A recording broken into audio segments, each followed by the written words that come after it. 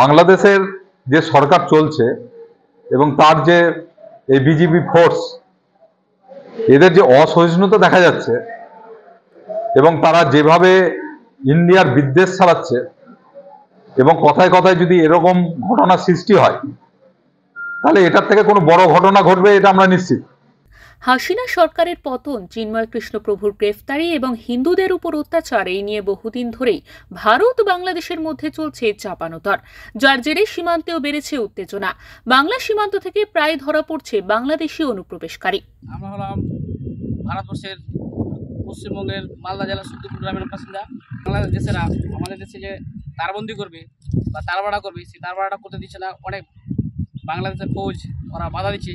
তাই আমরা ইন্ডিয়ার মানুষ, ভারতবর্ষের মানুষ চেষ্টা করছি, এটা আমরা চাই ওটা দিয়ে তারবাড়া হোক।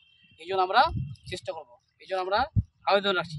সেই নিয়ে বেশ কিছুদিন ধরেই জোর তরজা চলছে বাংলা সরকার এবং কেন্দ্রীয় সরকারের মধ্যে। এই আবহে দেশের বিভিন্ন এলাকার পাশাপাশি মালদায় কাটা তার বসানোর কাজ শুরু করেছিল বিএসএফ, কিন্তু সেই কাজে বাধা দিতে দেখা যায় বিজিবি এবং বাংলাদেশিদের। মালদা জেলার কালিয়াচক ৩ নম্বর ব্লকের ওয়েস্টনগর থানার বাখরাবাদ গ্রাম পঞ্চায়েতের সুখদেবপুর গ্রামে বর্ডারে 3 দিন ধরে ফ্ল্যাগ মিটিং হয়েছিল বিএসএফ এবং বিডিআর এর মধ্যে বাংলাদেশের। তার মধ্যে কোনো সিদ্ধান্ত নেওয়া হয়নি। সিদ্ধান্ত তো এই যে ওরা বাংলাদেশরা বলছে যে আমরা তার ভাড়া করতে দেব না, কিন্তু ভারত চাইছে যে তার ভাড়াটা হোক। এই জন্যে কালকে দুদিক থেকে লোক এসেছিল, বিএসএফরাও ডেকেছিল, কিন্তু কোনো সিদ্ধান্ত নেওয়া হয়নি। হই হুল্লো হয়ে কালকে বাড়ি চলে এসেছিল সবাই, বিএসএফ বাড়ি পাঠিয়ে দিয়েছিল এবং সুখদেবপুরের বাসিন্দা সবাই গিয়েছিল বর্ডারে। এছাড়াও জানা গিয়েছে বিএসএফ এর অস্ত্র কেড়ে নেওয়ারও চেষ্টা করেছিল বাংলাদেশিরা। কিন্তু সীমান্তে কাঁটাতার দিতে কেন বাধা দিচ্ছে বাংলাদেশ? কেনই বা বারবার আক্রান্ত হচ্ছে বিএসএফ?